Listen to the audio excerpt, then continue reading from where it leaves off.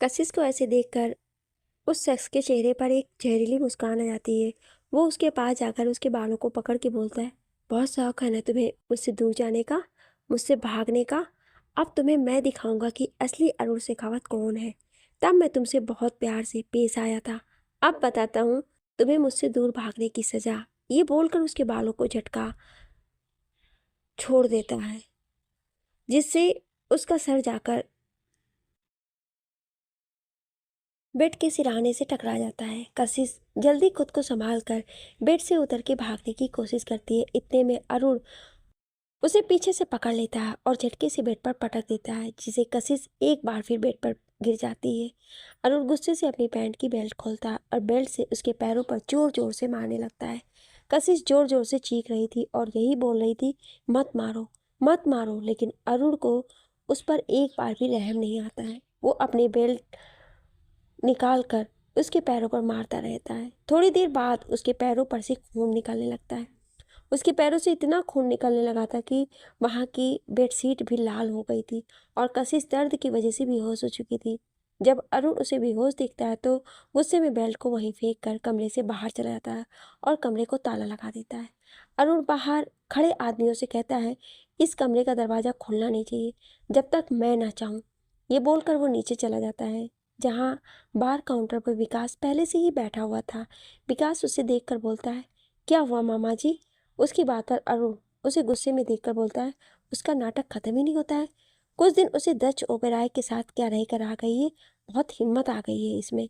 लेकिन कोई नहीं, अब इसकी हिम्मत मैं अच्छे से तोड़ूंगी। तैयारी करवाओ शादी की। ये बोल वो पूरी बोतल उठाकर पीने लगता है। वहीं पास के कमरे में दरवाजा हल्का सा खोलकर एक औरत उन दोनों की बातें सुनी जा रही थी। उसकी आंखों में आंसू भरे हुए थे। दूसरी ओर दक्ष के मेंशन में, क्योंकि कशिश का अभी तक कोई पता नहीं चला था, पूरी पुलिस फोर्स उसके पीछे लगी हुई थी। उसने अपने बॉडीगार्ड को भी उस पर लगा रखा था, लेकिन अभी तक कशिश का कोई पता नहीं चला था। अचानक से सेजल दक्ष से पूछती है, भाई ऐसा कौन हो सकता है जिसका कासू से दुश्मनी है, जो उसे किडनैप कर सकता है? सेजल की बात सुनकर अचानक से दक्ष के दिमाग में कुछ क्लिक करता है। वो दौड़ के जाता है और अपने कमरे से कशिश की डायरी उठाकर लाता है और उसे सेजल को पकड़ाता है। सेजल इस डायरी को देखकर दक्ष से पूछती है, भाई ये डायरी तो कसू की है ना? दक्ष हमें से रिलाता है और उसे बोलता है, शायद मैं जानता हूँ कि कसू कहाँ है। ये बोलकर वो कुछ बॉडीगार्ड और विजय के साथ वहां से निकल जाता है। सेजल वहीं उस डायरी को लेकर बैठ जाती है। वो अपने कांपते हाथों से उस डायरी को खोलती है और उसको पढ़ना शुरू करती है। इधर थोड़ी देर बाद जय, विकास और अपने घर से बाहर जाते हैं। इस समय वो औरत कमरे से निकलकर कशिश के कमरे की ओर जाने लगती है। सामने खड़े बॉडीगार्ड से जाने से मना करता है, लेकिन वो उन दोनों को साइड हटाकर जबरदस्ती उस कमरे में चली जाती है। वो आदमी भी उसे कुछ नहीं कह पाते हैं। वो औरत जल्दी से उस कमरे में जाती है, लेकिन सामने देखकर उसकी आंखें आंसुओं से भर जाती है। वो जल्दी से कशिश के पास जाती है, उसके गालों को थपथपाकर उसे उठाने की कोशिश करती है। पास में पड़े हुए गिलास से कुछ पानी की बूंदें जब वो कशिश के चेहरे पर मारती है तो कशिश की आंखें खुल जाती है। उस औरत को देखकर कशिश उससे लिपट जाती है और जोर से उससे रोने लगती है। उस औरत की नज़र कशिश के पैरों पर पड़ती है तो उसे किसी तरह से चुप कराती है और जल्दी से फास्ट एड बॉक्स लेकर उसके पैरों पर लगाने लगती है। लेकिन उसके पैरों की हालत देखकर उसके चेहरे पर आंसू के निशान बन जाते हैं, क्योंकि कशिश के पैरों को उसने बहुत ही बुरी तरह से बेल्ट से मारा था। उसके पैरों पर निशान के साथ साथ कट भी लगे हुए थे, जिसकी वजह से उसके पैरों से बहुत ज़्यादा खून रिस रहा था। वो धीरे धीरे उसके पैरों को साफ करती है और उस पर पट्टी लगाती है। फिर वो कशिश को एक पेन किलर देने के लिए जैसे ही वो उसे दवा देती है, तभी कोई आकर उसका हाथ पकड़ लेता है। सामने खड़े शख्स को देखकर दोनों की आंखें डरी से बड़ी हो जाती हैं, क्योंकि उनके सामने अरुण शेखावत खड़ा था। उसके पीछे ही विकास भी था। भाई आप वापस आ गए इतनी जल्दी? वो अरुण से बोलते हुए हकला रही होती है। ये कोई और नहीं बल्कि अरुण शेखावत की बहन होती है, जो कि विकास की माँ होती है। कहने को तो अरुण से बड़ी थी, लेकिन अरुण से बहुत ही ज़्यादा डरती थी। विकास को भी अपनी माँ की कोई चिंता नहीं रहती थी। वो तो सिर्फ अपने मामा को ही अपना सब कुछ मानता था। अरुण उसे देखकर एक अजीब सी स्माइल के साथ कहता है, प्यारी बहन, बहुत ज़्यादा नहीं प्यार तुम्हें इस पर। तुम्हें क्या लगता है कि मुझे पता नहीं है कि पिछली बार भगाने में तुम्हारा हाथ था? लगता है तुम्हारे अंदर से मेरा डर खत्म हो गया है। विकास, अपनी माँ को जरा यहाँ से लेकर जाओ। तो विकास अपने मामा की बात सुनकर वो अपनी माँ के पास आता है और उनका हाथ पकड़ के ले जाता है। तो वो जोर जोर से कहती हैं, भाई प्लीज उसे छोड़ दो, उसकी क्या गलती है। भाई उसे छोड़ दो, मासूम सी लड़की है, उसके साथ ऐसा मत करो। भाई प्लीज मत करो। वो रोती है, गिड़गिड़ाती है, लेकिन विकास अपनी माँ पर कोई रहम नहीं करता है। उसे ले जाकर उनके कमरे में धकेल देता है और वो दरवाजा बाहर से बंद करके चला जाता है। दूसरी ओर कशिश अरुण को देखकर फिर से डरकर सिमट गई थी। वो डरते हुए कहती है, प्लीज मुझे जाने दो। तो अरुण उसके चेहरे को पकड़कर गुस्से से बोलते हुए, जाने दूं? कैसे जाने दूं तुम्हें? पिछली बार तो तुम भाग गई थी, तो क्या अब तुम चली जाओगे और भागकर और उस पति के पास, दक्ष ओबेराय के पास? तुम्हें क्या लगा मैं तुम्हें भूल पाऊंगा? जब उसे पता चलेगा कि हम तुम एक कमरे में ही थे, वो बात अलग है कि हमारे बीच कुछ हुआ ही नहीं, लेकिन कौन मानेगा तुम्हारी बात को? लेकिन कोई बात नहीं, मान लेगा कि हमारे बीच कुछ नहीं हुआ, लेकिन अब तो तुम नहीं बचने वाली ना। ये बोलते हुए कशिश के पास पढ़ने लगता है। तभी उसका फ़ोन बजता है। वो इग्नोर करता है या फिर उसकी कशिश की तरफ पढ़ने लगता है। कशिश डर कर वजह से पीछे जा रही थी, लेकिन उसका फ़ोन फिर बजता है। तो वो गुस्से में फ़ोन उठाता है और सामने वाले की बात सुनकर बोलता है, आ रहा हूँ मैं। ये बोलकर वो चला जाता है और दरवाज़ा बाहर से लॉक करके बॉडीगार्ड्स को बोलता है, कुछ भी हो जाए उसे कमरे में भी कोई नहीं जाना चाहिए। अगर कोई गया तो तुम लोग अपनी जान से चले जाओगे। दूसरी ओर सेजल, दक्ष और विजय बैठे हुए थे। सेजल के हाथों में कशिश की लिखी हुई डायरी थी, जिसे वो अपने कांपते हाथों से खोलती है, जिसे वो पढ़ना शुरू करती है। डायरी। सोचा नहीं था कि जिंदगी में भी ऐसा भी मोड़ आएगा। मुझे खुद से ही नफरत होने लगेगी। अपने वजूद पर इस अनसुलझे कालिक को कैसे साफ करूं, समझ में नहीं आता है। जीने की इच्छा ही खत्म हो गई है। लेकिन इस कॉलेज में मुझे जीने की उम्मीद भी मिली। खुद से एक वादा किया था कि अपनी ज़िंदगी की इस कालिक को कभी किसी के सामने नहीं लाऊंगी, लेकिन ये गैलिक मुझे अंदर ही अंदर मारी जा रही है। किसी से कह नहीं सकती, इसलिए तुम पर लिख रही हूँ अपनी ज़िंदगी की वो काली सच्चाई। मैं बहुत खुश थी कि मैं अपनी सेजल दी को उनके प्यार से मिलाया और दादी के शरण से उन्हें बचा लिया, लेकिन नहीं पता था कि दादी ने हम दोनों के लिए ही इतना बड़ा षड्यंत्र रचा हुआ है। बात उस दिन की है जिस दिन मैंने अपनी सेजल दीदी को वहाँ से भगा दिया था। उस समय मेरा साथ देने के लिए मीरा भी वहाँ नहीं थी, क्योंकि वो अपने एक इम्पॉर्टेंट केस की वजह से नहीं आ पा रही थी। वो आना तो चाहती थी, लेकिन वो उसकी फ़्लाइट 2 दिन बाद की थी। मैं कमरे में इधर उधर बैठी हुई थी कि तभी नीचे से आवाज़ आई कि बधू को बुलाने का समय हो गया है। मुझे समझ में नहीं आ रहा था कि मैं उस समय क्या करूं। बाहर बाबा और पापा की इज्जत का सवाल था, इसलिए मैंने दीदी के लहंगे को पहन लिया और घूंघट में तैयार हो गई। तभी कमरे में दादी आई। उन्हें देखकर मेरा गुस्सा उन पर फूट पड़ा। मैं उनसे बोली कि आप ऐसा कैसे कर सकती हैं, जब चाहती थी कि सेजल दीदी विजय से कितना प्यार करती हैं, तो आप ऐसा कैसे कर सकती हैं। उनकी बातें सुनकर उस दिन मुझे बहुत ज़्यादा आश्चर्य हुआ। मेरी दादी का असली रूप ये है। उन्होंने मुझे एक जोरदार थप्पड़ मारा। उसके बाद कहा, वो भाग गई, वो दुष्ट भाग गई है, कमीनी निर्लज्ज लड़की भाग गई। कोई बात नहीं, वो भाग गई तो क्या हुआ, उसकी गलती की सजा तू चुकाएगी। ये बोलकर उन्होंने मुझे अपने हाथों से कोई सुई चुभा दी। चुभाने के बाद मुझे कुछ समझ में आया क्या हुआ है। मैं सिर्फ सामने वाले की बातें सुन सकती थी, समझ सकती थी, लेकिन अपने हिसाब से कुछ नहीं कर पा रही थी। मेरे दिमाग को मेरा कंट्रोल ही खत्म हो गया था। तभी वहाँ पर राजवी माँ आई और उन्होंने कहा कि पंडित जी सेजल को नीचे बुला रहे हैं। मैं उस वक्त घूंघट में थी, उन्हें लगा कि मैं ही सेजल हूँ। वो मुझे वहाँ से ले जाने लगी तो मैं अजीब सी चलने लगी थी। तो वो मेरा घूंघट उठाकर देखना चाहती थी, लेकिन दादी माँ ने मना कर दिया। उन्होंने कहा कि मुझे हल्का बुखार था, इसलिए उन्होंने एक दवा दी है जिसकी वजह से मैं कुछ शांत हूँ। हालांकि राजवी माँ को उन पर यकीन नहीं हुआ, लेकिन फिर भी वो मुझे नीचे लेकर चली गई। मैं वहाँ बैठी थी। पंडित जी मंत्र पढ़ रहे थे, सबके चेहरे पर खुशी थी, लेकिन दादी के चेहरे पर एक सातिर मुस्कान थी। उनके पास एक आदमी है आया जिसके कानों में उन्होंने कुछ कहा और वो भी वहाँ से चला गया। शादी की रस्में चल रही होती हैं, तभी वहाँ पर बहुत सारी गोलियों की आवाज़ आती है। एक आदमी अंदर आता है। हालांकि मैंने उसका चेहरा नहीं देखा, लेकिन उसका रॉक देखकर समझ में आ रहा था कि कोई बहुत ही बड़ा इंसान है। उसके आते ही उसके सभी आदमियों ने सबको गन पॉइंट पे रखा और वो आदमी आकर दूल्हे को मार के वहाँ से हटा दिया। वो जाकर दूल्हे की जगह बैठ गया और उसने मुझसे ज़बरदस्ती शादी कर ली। मैं तो एक जिंदा लाश की तरह ही रह गई। ना मैंने उसका चेहरा देखा, ना ही उसका नाम सुना। निशाने के नाम पर सिर्फ एक चीज़ देखी, उसके हाथ में वो शेर का टैटू जिस पर डी बना हुआ था। उसने मेरी मांग में सिंदूर भरा और गले में मंगलसूत्र डाला, लेकिन उसने भी मेरा चेहरा एक बार भी देख के जहमत नहीं उठाई। कुछ देर बाद वो उठा और उस शादी के गठबंधन को उठाकर अग्नि में फेंक दिया और सबको देखकर बोला, इसकी शादी हो गई है, लेकिन ना तो ये शादीशुदा कहलाएगी, ना कुंवारी, और ये ना ही विधवा, क्योंकि मैं इसे छोड़कर जा रहा हूँ। ना तो इसे कोई अपनाएगा, ना ही कोई इसे अपना नाम दे पाएगा। एक छोड़ी हुई कुंवारी सुहागन है जो सिर्फ इस समाज में एक कलंक की तरह रहेगी। ये है मेरे दोस्त के साथ बुरा करने का बदला। ये बोलकर वो वहां से अपने आदमियों के साथ चला गया। उसके जाने के बाद राजवी माँ मेरे पास आई और मुझे अपने गले से लगाई। इस चक्कर में मेरे सर से दुपट्टा गिर गया। सब लोग वहाँ सहजल की जगह मुझे देखकर शॉक्ड हो गए थे और मैं उनकी बाहों में झूल गई थी। वो सभी मुझे हिलाने डुलाने की बहुत कोशिश कर रहे थे, लेकिन मेरे ऊपर उस इंजेक्शन का असर हो गया था जो दादी ने मुझे दिया था। तब मुझे कमरे में उठा कर ले गए थे।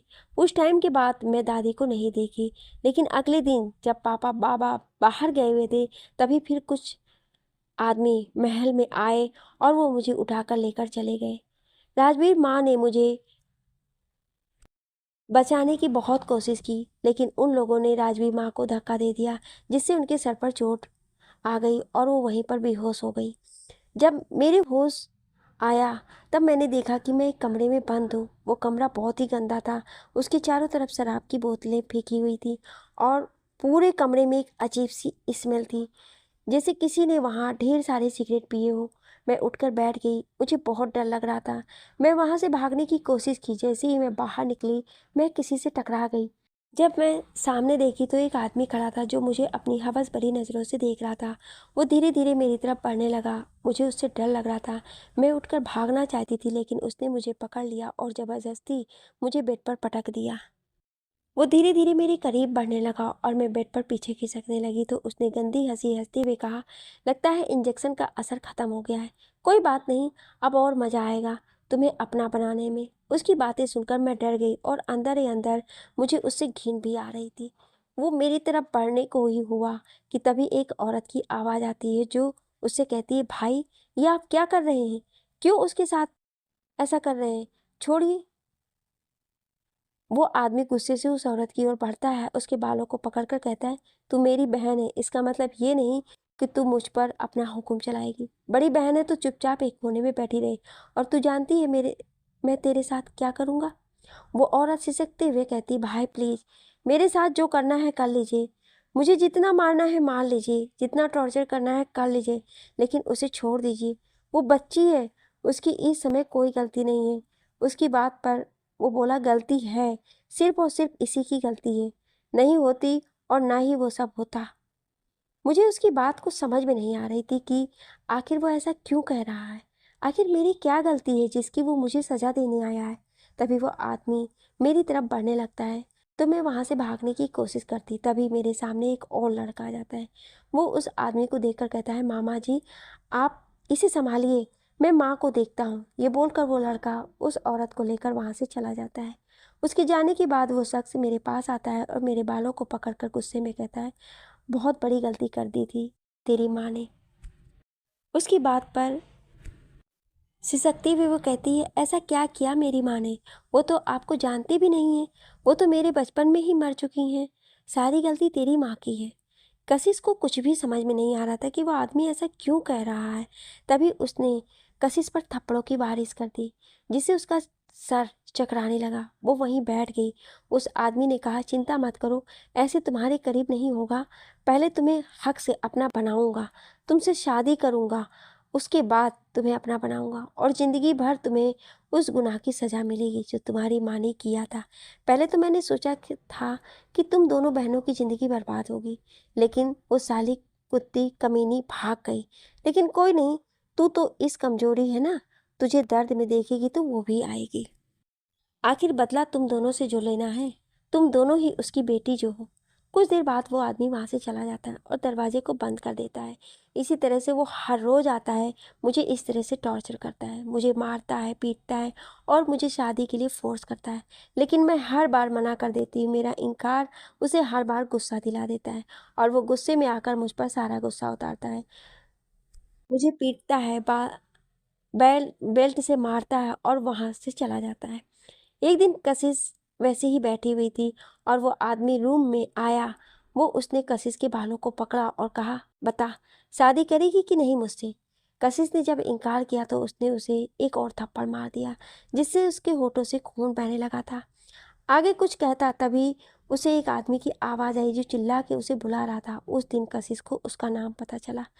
वो गुस्से में कशिश के बाल पकड़कर बाहर लेकर आया तो कशिश देखती है कि नीचे मेरे बाबा खड़े हैं। कशिश उनके पास जाना चाहती थी, लेकिन उसने कशिश को नहीं छोड़ा। तो नामित जी गुस्से में आए, उससे बोले, मेरी बेटी को छोड़ दे अरुण शेखावत। अरुण ने उन्हें देखा और गुस्से में उसकी कॉलर को पकड़कर कहा, बहुत गलत कर दिया तूने। पहले मुझे मेरी मोहब्बत को छीन लिया, अब तुझे क्या लगता है तू उसे छीन पाएगा? तुझे पता है इसकी सबसे बड़ी गलती क्या है? ये अपनी माँ जैसी दिखती है, वो जिसे मैं बेपनाह प्यार करता था, उसे अपना बनाना चाहता था, लेकिन वो मुझे ठुकरा कर तेरे पास चली गई। तो उसकी सज़ा तो इसे मिलनी ही चाहिए ना। उस दिन मुझे समझ में आया कि जो इंसान मेरे साथ इतना सब गलत करने की सोच रहा है, वो मैं माँ को पसंद करता था। लेकिन मेरी माँ ने उसे पसंद ना करके बाबा को पसंद किया, जिसका बदला वो मुझे और दी से लेना चाहता है। लेकिन कोई इतना घटिया कैसे हो सकता था? जिस औरत को प्यार करता था उसी की बेटी को उसकी भी बेटी के समान होती, उसे अपनी बीवी बनाना चाहता है ताकि वो हार का बदला ले सके। उसकी बात पर नामी जी ने कहा, गलत कर रहा है तू। तूने कभी कामनी से प्यार किया ही नहीं था, तुझे बस उसकी खूबसूरती पसंद थी। तू उससे प्यार नहीं करता था। अगर तू उससे प्यार करता तो उसकी खुशी में खुश रहता, ना कि उसकी ज़िंदगी जहन्नुम बनाने की कोशिश करता। तू उसे सिर्फ अपनी जीत का मोहरा बनाना चाहता था। तुझे इस बात का गुरूर था कि तुझे कोई रिजेक्ट नहीं कर सकता। लेकिन कामनी को तेरी असलियत पता थी कि तू कितना गिरा हुआ घटिया इंसान है, इसलिए वो पास ना आकर मेरे पास चली गई। जिसे तू प्यार का नाम दे रहा है वो तेरा प्यार नहीं, बल्कि तेरी हवस से, तेरी घटियापन था। और अगर तुझे लगता है कि तू वो सब मेरी बेटी से हासिल कर लेगा तो ये तेरी बहुत बड़ी गलती है। मैं तुझे जिंदा नहीं छोड़ूंगा। नामित जी की बात सुनकर अरुण जोर जोर से हंसने लगा। उसने एक लात खींचकर नामित जी के पेट में मारी, जिससे वो जमीन पर जा गिरे। अरुण हंसते हुए बोला, तुझे क्या लगता है तू यहाँ आ जाएगा और तुझे मुझे तेरी बेटी की जिंदगी बर्बाद करने से बचा लेगा? तो तू बहुत बड़ी गलती कर रहा है। नामित जी भले ही उम्र में 40 के ऊपर थे, लेकिन फिर भी वो लड़ने की ताकत उनकी काफ़ी अच्छी थी। उन्होंने अरुण पर अपना पूरा गुस्सा उतारना शुरू कर दिया। वो उसे लातों घूंसों से मार रहे थे। थोड़ी देर में उसे उस पर बहुत ज़्यादा भारी पड़ने लगे। नामित अरुण को और मारते, तभी किसी ने उनके सर पर फ्लावर वास मार दिया, जिससे उनका सिर चकराने लगा। जब वो पीछे मुड़कर देखे तो उस औरत को देखकर उनकी आंखें हैरानी से बड़ी हो गई और वो गुस्से से बोले, आप? नामित जी के पीछे हाथ में फ्लावर पॉट लेकर कोई और नहीं बल्कि उनकी माँ खड़ी थी, सावित्री देवी। सावित्री देवी को देखकर एक बार के लिए कशिश भी दंग रह गई थी और वो जोर से चिल्लाकर बोलते हैं, दादी जी आप क्या कर रही हैं? पापा को छोड़ दीजिए। उसकी बात पर सावित्री जी आगे बोली, तुझे क्या लगता है मैं इसे छोड़ दूंगी? इसकी वजह से मैं जहन्नुम की ज़िंदगी जी रही थी और वो अपनी उस कामनी की वजह से मुझे छोड़कर चला गया। तब मेरा असली बेटा मेरे पास आया। असली बेटा सुनकर नामित की भी एक बार के लिए शौक हो गया। उन्होंने हैरानी से पूछा, असली बेटा? नामित जी को इस समय अरुण के आदमियों ने पकड़ रखा था। उसकी बातें सावित्री जी ने कहा, असली बेटा ये है मेरा असली बेटा। अरुण शेखावत की ओर उंगली दिखा रही थी। कशिश और अमित जी को कुछ भी समझ नहीं आ रहा था। तभी अरुण सामने आते हुए बोला, मैं बताता हूँ प्यारे भाई। उसके मुंह से भाई सुनकर नामित जी गुस्से में कहते हैं, मुझे अपना भाई मत कहे, तू मेरा भाई हो ही नहीं सकता।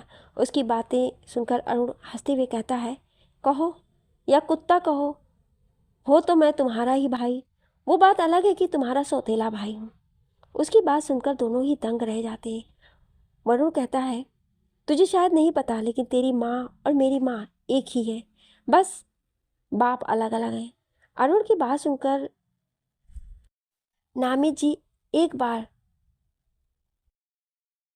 अपनी माँ की ओर देखते हैं तो एक जहरीली मुस्कान लिए कहती है, हाँ ये मेरा ही बेटा है। तेरे बाप ने तो मुझे कभी प्यार ही नहीं दिया, वो तो मुझसे नफरत करता था।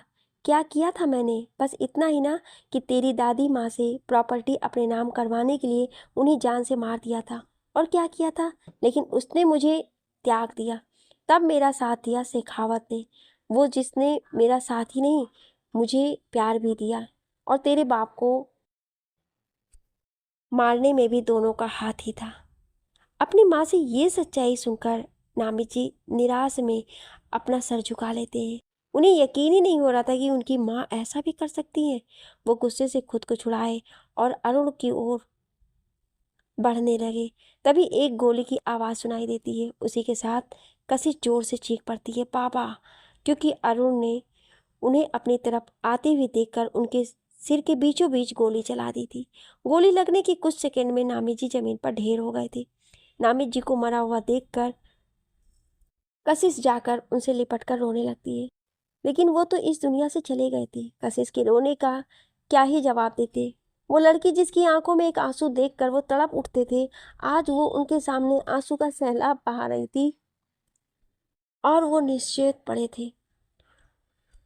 कुछ ही देर में अरुण उसके बालों को पकड़कर वहां से लेकर कमरे में चला जाता है और अपने आदमियों से नामित की लाश को वहां से बाहर फेंकने के लिए कह देता है। कशिश के सर में इतना दर्द हो रहा था कि वो दर्द की वजह से बेहोश हो गई थी, कुछ तो रोने की वजह से और कुछ उसके बालों को पकड़ने की वजह से। अरुण जब देखता है कि कशिश बेहोश हो गई है तो उसे कमरे में बेड पर पटक देता है और दरवाजा बंद करके चला जाता है। ऐसे कई दिन बीत जाते हैं और रोज अरुण की कशिश से कहता है कि वो उससे शादी कर ले, लेकिन वो हर बार मना करती रहती है और चाहता तो उसे जबरदस्ती शादी कर लेता, लेकिन वो कशिश को अपने आगे हराना नहीं चाहता था। लेकिन कशिश अभी भी ना में ही जवाब देती थी।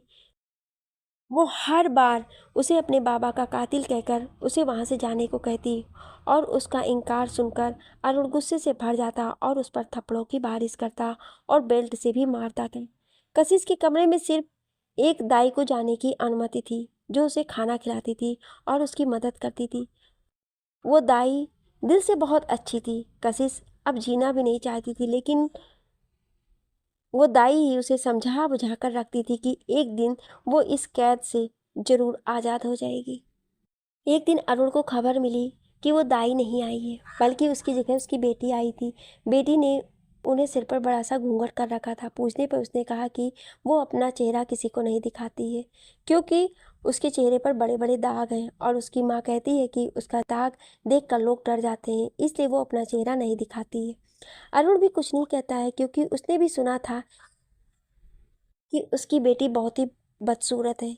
इसलिए अरुण ने भी कोई ध्यान नहीं दिया और उसे कशिश के कमरे में जाने की इजाज़त दे दी। दोपहर के समय जब घर में कोई नहीं था तब वो दाई की बेटी कशिश के कमरे में खाना लेकर गई। कशिश उसे देखकर डर गई और खुद में सिमटने लगी। कशिश की ऐसी हालत देखकर वो लड़की जल्दी से कमरे के अंदर का दरवाजा बंद करके जाकर कशिश को गले लगाकर रोने लगी। कशिश को भी वो लड़की को जानी पहचानी सी लगी। तभी कशिश ने पूछा, कौन हो तुम? उसकी बात पर उस लड़की ने अपना घूंघट उठाया तो कशिश उस लड़की को देखकर हैरान रह गई और फपक कर रोने लगी और उसके गले लग गई। उसने रोते हुए कहा, प्लीज़ रावी, मुझे यहाँ से बचा कर ले चल। रावी, मुझे यहाँ नहीं रहना है, मैं मर जाऊंगी। रावी, मुझे यहाँ से ले चल। जी हाँ, ये कोई और नहीं बल्कि रावी थी, जो दाई माँ की मदद से कशिश के पास आई थी। उसे यहाँ से बचाने के लिए रावी ने कशिश को शांत कराया। उसे बताया कि वो आज रात में उसे यहाँ से बाहर लेकर चली जाएगी। उसने उसे कुछ बताया और उसे खाना खिलाकर उसे आराम करने को कहा और रात में रेडी रहने को कहा। कशिश ने भी हाँ कहा और कुछ देर में रावी वहाँ से निकलकर चली गई। शाम के समय अरुण गुस्से से दंदनाता हुआ कशिश के कमरे में आया और उसके बालों को पकड़कर घसीटते हुए बाहर लेकर गया और कहा, तुझे भागने का बहुत शौक है ना? आज तेरी गुस्ताखी की ऐसी सजा दूंगा कि तेरे साथ पुश्ते भी कपकपा जाएगी मुझे छोड़कर भागने के नाम से। ये कहते हुए वो कशिश को बाहर लेकर जाकर रेलिंग के पास खड़ा कर दिया। जब कशिश ने नीचे का नज़ारा देखा तो उसकी आंखें डर की वजह से फैल गईं और वो जोर से चिल्लाई, नहीं। कशिश नीचे देखती है जहाँ हॉल के बीचों बीच में रावी खड़ी थी, जिसे कुछ लोगों ने पकड़ रखा था। उसके सर से खून बह रहा था। कशिश देखकर चिल्लाने लगती है। अरुण के सामने हाथ जोड़कर कहती है, प्लीज उसे छोड़ दो। उसने तुम्हारा क्या बिगाड़ा है? उसे छोड़ दो, उसे जाने दो। उसके इसमें कोई गलती नहीं है। लेकिन अरुण गुस्से से उसके बालों को पकड़कर कहता है, गलती इसकी सबसे बड़ी गलती है कि इसने तुझे मुझसे दूर करने की कोशिश की, जो सबसे बड़ी गलती है, जिसे मैं बिल्कुल माफ नहीं करूंगा। और इसका इल्जाम तो तू ये भुगतेगी ही, और तू अपनी आंखों से देखेगी कि मेरी कैद से छूटने की क्या सजा हो सकती है। उसकी बात सुन रावी कहती है, तुझे जैसा नामर्द और कर भी क्या सकता है? एक कमजोर लड़की को और कमजोर करके उसे अपने कैद में रख सकता है। लेकिन जान जा, तुझे तेरे कर्मों का हिसाब चुकाना पड़ेगा। तू मेरी कासू को कभी नहीं पा सकेगा। कशिश, तुझे मेरी कसम है, चाहे कुछ भी हो जाए, तू उसके सामने कभी हार नहीं मानेगी। तुझे मेरी कसम है, चाहे सब कुछ खत्म हो जाए, लेकिन तू कभी हार नहीं मानेगी। कशिश तो सिर्फ उसको बचाने के लिए भीख मांग रही होती है। तभी अरुण उसके बालों को पकड़कर कहता है, बहुत ज़्यादा बोलती है, ये इसका मुंह तो बंद करवाना ही पड़ेगा, और तू अपनी आंखों से देख इसका क्या अंजाम होता है। ये बोलकर वो अपने बॉडीगार्ड की ओर देखता है और बोलता है, आज तुम सब ऐश करो। और उसके इतना कहते ही वहाँ पर खड़े 7-8 बॉडीगार्ड सभी रावी को सारी गंदी निगाहों से देखने लगते हैं। भूखे भेड़ियों की तरह उस पर कूद पड़ते हैं। रावी उन सबसे खुद को छुड़ाने की पूरी कोशिश कर रही थी और कशिश खुद को छुड़ाकर रावी को बचाने की कोशिश कर रही थी। लेकिन उसकी सारी कोशिशें नाकामयाब हो रही थी। वो अपनी आंखों के सामने यह हादसा नहीं देख पा रही थी और रोती बस सिर्फ अरुण से भीख मांग रही थी, वो उसे बचा ले, वो उसे छोड़ दे। लेकिन वो तो उसे नज़ारे को देखकर शैतानों की तरह हंसे जा रहा था। उसे पूरे घर में रावी की चीख गूंज रही थी। कुछ समय बाद एक बॉडीगार्ड कहता है, सर लगता है ये तो चली गई इस दुनिया से। उसकी बात पर कशिश बहुत जोर से चिल्लाती है। रावी बेहोश हो जाती है। अरुण अपने आदमियों को कहता है, ले जा, फेंक दो, और हाँ, ये जो वीडियो बनाया है ना, उसे उसके घर वालों के पास पहुंचा दो, ताकि उन सब को पता चल जाए कि जो भी उसे बचाने आएगा वो मेरी कैद से बच नहीं पाएगा, उसका क्या हाल होगा। ये बोलकर वो कशिश को वहां से उठाकर वापस उसी कमरे में बंद कर देता है। ये भयानक नज़र वहां पर मौजूद एक सच में और देखा था, वो कोई और नहीं बल्कि अरुण की बड़ी बहन जो अपने कमरे में छिपकर ये सब देख रही थी और उसकी आंखों से आंसू बहे जा रहे थे। उस हादसे के बाद कशिश एकदम शांत पड़ गई थी। वो ना तो बोलती थी, ना कुछ कहती थी, ना खाती थी, ना कुछ करती थी। उसकी हालत भी गिरती चली जा रही थी। अरुण गुस्से से उस पर कितना व्यवहार करता, कितने भी थप्पड़ मारता, कितने बाल खींचता, उफ तक नहीं करती थी। कशिश की ऐसी हालत पर वो झल्लाया हुआ था। इसी गुस्से में वो गाड़ी चला रहा था और बहुत ही ज़्यादा शराब पिए जा रहा था। अचानक से उसका एक्सीडेंट हो गया। उस एक्सीडेंट की वजह से वो लगभग 1 हफ्तों तक अस्पताल में ही रहता। विकास भी जाकर उसी के पास रहता था। कशिश अपने कमरे में एक कोने में बैठी खुद को खुद में समेटी हुई थी। तभी उस कमरे का दरवाज़ा खुलता और वही औरत जो कि अरुण की बहन थी, वो कमरे में आती है। वो कशिश के सिर पर हाथ रखती है और प्यार से बोलती है, देखो ज़्यादा समय नहीं है, मैं जानती हूँ तुम्हारी ये हालत अभी सही नहीं है, लेकिन इससे अच्छा मौका तुम्हें नहीं मिलेगा। यहाँ से भाग जाओ, मैं तुम्हारे यहाँ से भागने की पूरी तैयारी कर रखी है। उसके ऐसा बोलने पे कशिश उठकर उसे देखती है और अचानक से उसके गले लगकर फपक कर रोने लगती है। वो कहती है, ऐसा क्या कर दिया है मैंने? मेरी वजह से, सिर्फ मेरी वजह से मेरे बाबा, मेरी राबी आज इस दुनिया में नहीं रहे। मेरी आंखों के सामने मेरी राबी के साथ इतनी दरिंदगी हुई और मैं कुछ नहीं कर पाई। वो भी मुझे छोड़कर चली गई। मैं भी अब जीना नहीं चाहती। उसकी बात पर वो कहती है, ऐसे हार मानने से कुछ नहीं होगा। तुम्हें जीना होगा, तुम्हें यहाँ से जाना होगा, तुम्हें उसे हराना होगा। जब तक तुम यहाँ हो तब तक वो जीतेगा। तुम यहाँ से जाओ, अभी और इसी वक्त। इस तरह कहकर वो कशिश को अपने साथ लेकर बाहर आती है और कशिश को एक बैग देती है जिसे कुछ पैसे और कपड़े होते हैं। कशिश देखती है कि घर के सभी सर्वेंट और बॉडीगार्ड बेहोश पड़े हुए हैं। वो घूम कर अरुण की बहन को देखती है तो उसे सब कुछ इग्नोर करके वहाँ से जाने को कहती है। उसकी बात मानकर कशिश वहाँ से चली जाती है। बाहर आने पर कशिश को एक औरत मिलती है जो कि दाइमा थी।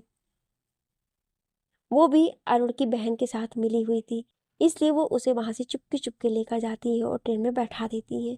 कशिश अपने घर वालों से मिलना चाहती थी, लेकिन वो उनकी जान को खतरे में नहीं डाल सकती थी, इसलिए वो वहाँ से भाग जाती है। 2 दिनों के बाद कशिश इस शहर पहुँच जाती है जहाँ सेजल भी रहती थी, लेकिन उसे सेजल का कोई पता नहीं था। वो वहाँ से अरुण की बहन के बताए हुए जगह पर जाती है तो वहाँ पर उसे कोई नहीं मिलता है। वो जब घर के अंदर जाती है तो देखती है एक औरत जो बिस्तर पर पड़ी हुई है। वो शायद बहुत बीमार थी और उसी के पास एक 3 साल की बच्ची रो रही थी। कशिश जल्दी से जाकर देखती है तो वो औरत मर चुकी थी और बच्ची शायद भूख की वजह से रो रही थी। कशिश को पता चलता है कि कुछ दिन पहले उस औरत का आदमी मर चुका है और वो औरत बीमारी की वजह से आज मर चुकी है। कोई भी उनके रिश्तेदार नहीं था। कशिश उस औरत का अंतिम संस्कार करवाती है और उसी घर में उस बच्ची के साथ रहने लगती है। ये बच्ची कोई और नहीं बल्कि हमारी जिया ही थी। Flashback and. डायरी बंद। सेजल अपने हाथों में पड़ी डायरी को देखकर रोई जा रही थी। उसे तो यकीन ही नहीं हो रहा था कि कशिश ने इतना सब कुछ झेला है। उसने अपनी आंखों के सामने बाबा को मरते देखा है और राबी के साथ वो हादसा होते हुए देखा है। क्या गुजरी होगी उसके ऊपर, क्या कुछ नहीं झेला है उसने। विजय भी उसके पास बैठा हुआ था। वो सब कुछ सुन रहा था जो सेजल पढ़े जा रही थी। दक्ष भी वहीं पास खड़ा हुआ सब सुन रहा था। तभी उसके फ़ोन पर एक कॉल आती है जिसे वो अटेंड करता है और आंखों में गुस्से लेकर कहता है, सभी को तैयार करो, आज उसका आखिरी दिन होगा। उसे नहीं पता कि उसने क्या किया है। आज के सभी कर्मों का हिसाब मैं चुकता करूँगा। ये बोलकर वो वहाँ से निकल जाता है। उसके पीछे ही विजय भी जाता है। सेजल भी जाना चाहती थी लेकिन वो उसे जाने से मना करता है क्योंकि इस कंडीशन में अभी कुछ ठीक नहीं था।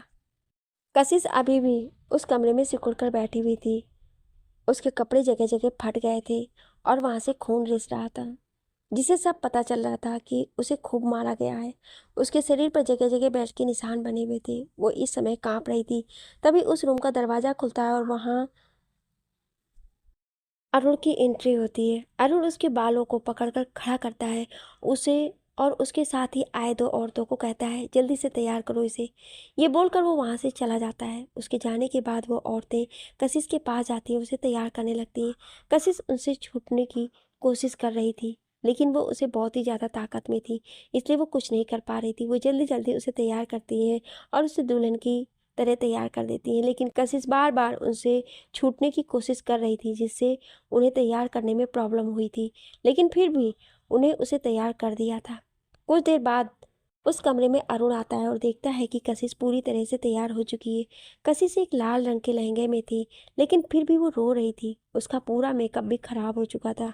उसकी आंखों से पूरा काजल फैल चुका था और उसने गुस्से में अपनी लिपस्टिक भी साफ कर दी थी जो उसके पूरे चेहरे पर फैली हुई थी।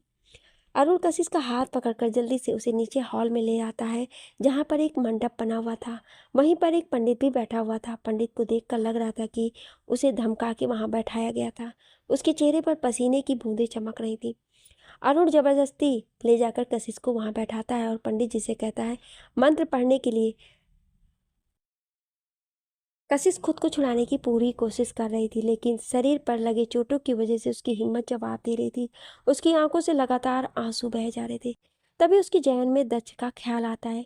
उसे याद आता है कि दक्ष ने कैसे कहा था, मैं हमेशा तुम्हारे साथ, हमेशा तुम्हारी रक्षा करूँगा। जब भी तुम्हें लगे कि मुझे तुम्हारे पास होना चाहिए और तुम्हें मेरी ज़रूरत है, तो बस एक बार अपनी आंखें बंद करके मेरा नाम पुकारना, मैं तुम्हारे सामने आऊँगा। कशिश अपनी आंखें बंद करती है और उसकी आंखों से आंसू बह बहे जा रहे थे। वो अपने मन में एक बार कहती है, कहाँ हो आप दच? आ जाओ, मुझे आज आपकी बहुत ज़्यादा ज़रूरत है। आ जाओ, अगर आज आप नहीं आए तो मैं अपनी जान दे दूंगी, लेकिन कभी भी इस इंसान की नहीं होंगी। मैं इस पवित्र अग्नि कुंड में भी खुद को जला दूंगी। ये सोचकर ही वो अपनी आंखें बंद करके रोए जा रही थी। लेकिन तभी उसके कानों में एक बंदूक की आवाज़ आती है।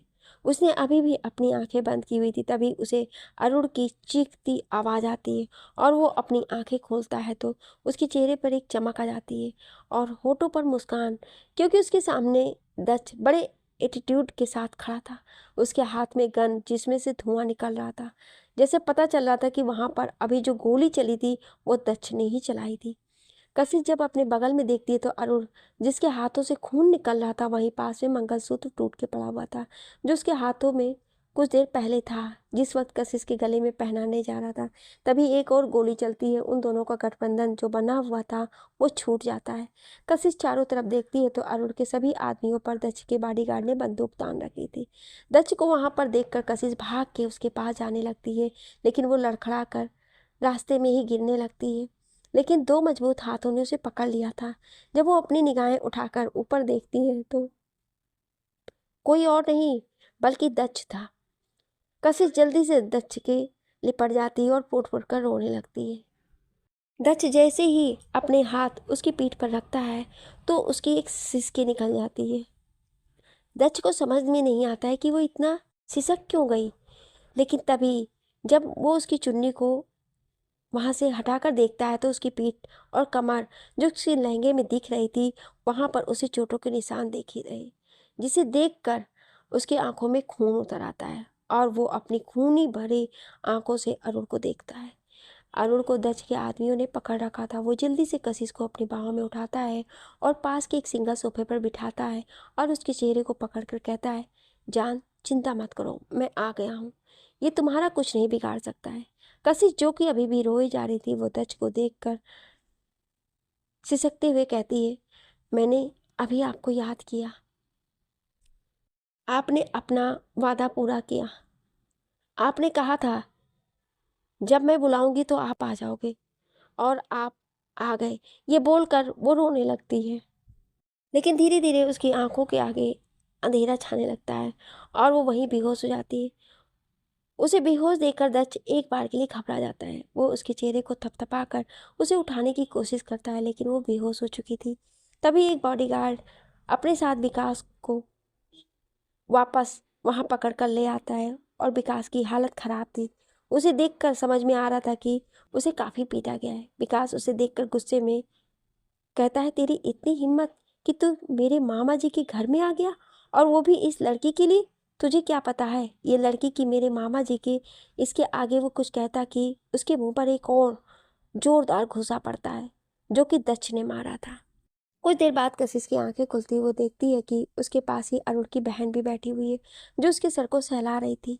पास में ही दक्ष भी बैठा हुआ था, जो फिक्र भरे भाव से उसे ही देख रहा था। उसे देखकर कशिश की आंखें एक बार फिर से बहने लगती है। तभी उसकी नज़र सामने जाती है जहाँ पर अरुण और विकास को उसके बॉडीगार्ड ने पकड़ रखा था। उन्हें देखकर समझ में आ रहा था कि उन्हें अच्छी तरह से कूटा गया है। दक्ष उठकर कशिश के पास आता है, उसके हाथ को पकड़कर कहता है, जान, मैंने तुमसे वादा किया था ना, तुम्हारे सभी कष्टों को मैं तुम्हें तुमसे निजात दिलाऊंगा। आज वो दिन आ गया है। आज तुम अपना पूरा बदला लोगी इस आदमी से, जिसने तुम्हारे पापा को मारा, जिसने तुम्हारी रावी को मारा, जिससे तुम पर इतने जुल्म किए। आज इसके किए हुए सभी जुल्मों का हिसाब होगा। आज इसे सजा मिलेगी, वो भी सिर्फ और सिर्फ तुम्हारे हाथों से। वो आगे कुछ कहता, तभी उसके कानों में अरुण की आवाज़ आती है, जो कि हंसते हुए कह रहा था। उसकी कही हुई बातें सुनकर कशिश की आंखों से आंसू गिरने लगते हैं और दक्ष की मुट्ठियां गुस्से से कस जाती हैं। अरुण मक्कारी से हंसते हुए कहता है, क्या कर लेगा तू? मुझे मारेगा? मर्डर? लेकिन उससे ये सच तो नहीं बदल जाता कि इस लड़की के चरित्र पर दाग लग चुका है जो मैंने लगाया। ये कितने दिनों तक मेरे घर में रही, मेरे रूम में रही, किसी को क्या पता कि मैं इसके साथ क्या क्या किया है। क्या ये तेरी लायक है भी? फिर कशिश की ओर देखकर, तू मुझे मारना चाहती है ना, मार ले, लेकिन मैं तुझ में हमेशा जिंदा रहूंगा। तू जब तक जिंदा रहेगी तब तक मेरे दिए गए जख्मों को कभी भूल नहीं पाएगी। तुझे क्या लगता है कि याद में तुझे बचा लिया है तो तुझे अपना लेगा? ये भी तुझ पर ही सिर्फ तरस खा रहा है।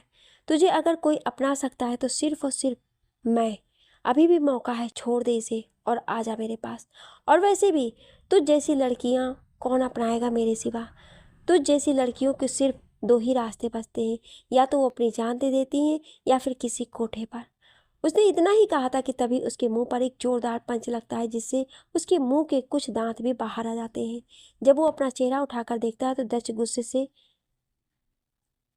देख रहा था और उसे ही घूर रहा था।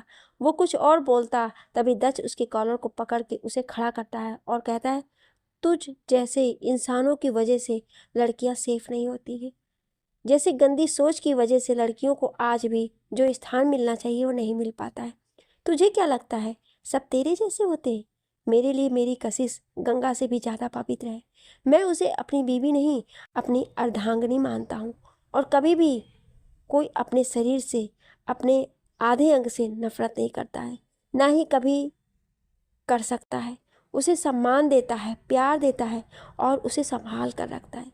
मेरी कशिश भी मेरी अर्धांगिनी है, मेरा आधा अंग है। तूने अभी कहा ना कि तू उसमें जिंदा रहेगा। मैं उसके अंदर से तेरी हर एक बुरी यादों को मिटा दूंगा, उसे फिर से इज्जत दूंगा, सम्मान, लोगों को इज्जत से सर उठाकर जीने की शक्ति दूंगा। उसमें इतनी हिम्मत भर दूंगा कि आगे से कोई भी अरुण या विकास उसके सामने खड़ा भी नहीं होगा। ये मेरा तुझसे वादा है और तू मरने के बाद अगले जन्म तक मेरा ये वादा याद रखना। ये बोलकर वो उसे छोड़ देता है, जिससे वो बॉडीगार्ड से टकरा जाता है। वो तुरंत कशिश के पास जाता है और उसके चेहरे को अपने हाथों में भरकर कहता है, तुम्हें इसकी बातों को ध्यान देने की कोई ज़रूरत नहीं है। मैं कभी भी तुम्हारे पवित्रता का आकलन नहीं कर सकता। संसार में कोई भी आदमी किसी भी औरत की पवित्रता का आकलन नहीं कर सकता, क्योंकि औरतों की मित्रता उनके शरीर से नहीं, उनकी आत्मा, उनके मन से होती है।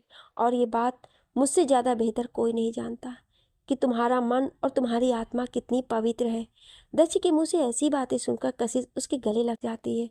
दक्ष सुकून से उसे अपनी बाहों में रखे था कि अचानक से कशिश ने उसे धक्का देकर खुद से दूर किया, जिससे वो नीचे गिर गया। तभी एक गोली की आवाज आती है। 1 घंटे बाद अस्पताल के एक वीआईपी एरिया में दक्ष, विजय इधर उधर परेशान से घूम रहे थे। वहीं एक सोफे पर सेजल बैठी हुई रो रही थी। सेजल के बगल में महिमा, अरुण की बहन, बैठी हुई थी। महिमा सेजल को संभाल रही थी, उसे समझा रही थी कि उसका इस हालत में रोना सही नहीं है। दक्ष की भी हालत खराब थी। वो बार बार परेशान होकर ओटी की ओर देखे जा रहा था। विजय उसे संभालने की कोशिश कर रहा था, लेकिन उसकी आंखें एकदम पथराई हुई थी, जिसे लग रहा था कि उन आंखों में बहुत कुछ छुपा हुआ है, शायद तूफान से पहले की शांति। दक्ष को बार बार याद आ रहा था कि कैसे कशिश ने उसे बचाने के लिए खुद से दूर किया, और अरुण जो उस बॉडीगार्ड से टकराने के बाद उसके पॉकेट से बंदूक निकालकर दक्ष को मारने जा रहा था। वो सारी गोलियां कशिश ने अपने ऊपर ले ली। कशिश को 3 गोलियां लगी थी, एक दिल के पास, एक कंधे पर और एक पेट में। कशिश की ऐसी हालत में देखकर दक्ष ने अपनी बंदूक की सारी गोलियां अरुण के शरीर पर उतार दी। वो एक झटके में ही शांत हो गया। दक्ष भागकर कशिश को अपनी गोद में उठाता है और अस्पताल के लिए भागता है। अस्पताल आने के तुरंत बाद कशिश का ऑपरेशन थिएटर में ले जाया गया। अभी तक 1 घंटे होने के बाद भी कोई भी बाहर नहीं आया था। दक्ष का दिल घबरा रहा था, कशिश को होना नहीं चाहता था। तभी सिस्टर भागती हुई आती हैं और उन सभी को देखकर कहती हैं, आप में से किसी का ब्लड ओ नेगेटिव है? हमें पेशेंट के लिए ओ नेगेटिव ब्लड की ज़रूरत पड़ेगी। ये सुनकर सभी शांत हो जाते हैं, लेकिन दक्ष सामने आकर खड़ा हो जाता है और कहता है, मेरा ब्लड ग्रुप ओ नेगेटिव है। सिस्टर ने अपने साथ लेकर जाती हैं और जहाँ कशिश का ऑपरेशन हो रहा था वहीं पास के बेड पर दक्ष लेटा हुआ था। डायरेक्ट उसका खून कशिश को चढ़ाया जा रहा था। दक्ष ने अपना सर घुमाकर कशिश की ओर देखा, जिसका चेहरा पीला पड़ चुका था। आंखों की पलकों में अभी भी आंसू की कुछ बूंदें जमी हुई थी। वहीं कशिश को देखते हुए सोचे जा रहा था, तुम्हें मैं कुछ भी नहीं होने दूंगा। अगर तुम्हें कुछ हो गया तो ये डच ओबेरॉय पूरी दुनिया में आग लगा देगा। तुम्हें मेरे लिए वापस आना होगा, हमारे प्यार के लिए, मुझे किए गए वादे के लिए वापस आना होगा। मैंने अपना वादा निभाया, तुमने मुझे याद किया, मैं तुरंत तुम्हारे पास पहुंच गया। लेकिन तुम अपना वादा नहीं तोड़ सकती हो, तुम्हें मेरे पास आना ही होगा। तभी उसकी आंखों के आगे अंधेरा छाने लगता है और वो भी बेहोश हो जाता है। डॉक्टर और नर्स के मना करने के बाद भी दच ने अपना खून ज़रूरत से ज़्यादा उसे दे दिया था, जिसकी वजह से उसे बहुत ज़्यादा कमजोरी आ गई थी और वो बेहोश हो गया था। लगभग 2 घंटे बाद उसे होश आता है। उसके होश आते ही वो देखता है कि उसके पास विजय बैठा हुआ है। विजय को देखकर दच कहता है, कशिश कैसी है, वो ठीक तो है? उसकी बात पर विजय उसे जवाब देता है, कशिश का ऑपरेशन हो चुका है, लेकिन खतरा अभी भी टला नहीं है। कंधे पे जो गोली लगी थी उससे ज़्यादा इंजरी तो नहीं हुई है, लेकिन जो 2 गोलियां लगी थी उनमें से एक गोली उसके दिल के एक नाजुक हिस्से में लगी है, जिससे बहुत ज़्यादा ब्लड लॉस हो चुका है। और तीसरी गोली उसके पेट में उसकी ओबरी के पास लगी हुई है, जो उसकी ओबरी को काफ़ी डैमेज कर चुकी है। असल रिपोर्ट आने में अभी काफ़ी टाइम बचा हुआ है। उसे डॉक्टर ने आईसीयू में शिफ्ट कर दिया है। 2 दिन तक उसे ऑब्जर्वेशन में रखेंगे। अगर 2 दिन तक उसे होश नहीं आया तो वो कोमा में भी जा सकती है। ये सुनकर तो दच की हालत ही खराब हो गई। उसकी आंखों से आंसू बहने लगे हुए। शायद पहली बार था जब दच रोया था। वो जल्दी से विजय के गले लग गया। विजय ने किसी तरह से उसे संभाला। उसने सेजल को सब ठीक होने का कहकर बहाने से महिमा जी के साथ घर भेज दिया, क्योंकि सेजल का 6वां महीना चल रहा था और उसके इस समय ज़्यादा स्ट्रेस लेना सही नहीं था। उसे भी कशिश की एग्जैक्ट कंडीशन के बारे में नहीं पता था। उसे बस इतना पता था कि कशिश का ऑपरेशन हो चुका है, वो खतरे से बाहर है, जो कि आधा सच आधा झूठ था। कशिश की एग्जैक्ट कंडीशन से दच और विजय को ही पता थी। दच उठकर कशिश के आईसीयू वार्ड में चला जाता है। वो देखता है कि कशिश मशीनों से घिरी हुई बेड पर लेटी पड़ी है। वो थके कदमों से उसके पास जाता है और उसके हाथ को पकड़कर वहीं बैठ जाता है। क्या मोड़ लेगी उनकी ये कहानी, जानने के लिए सुनिए अगले भाग में। Thank you.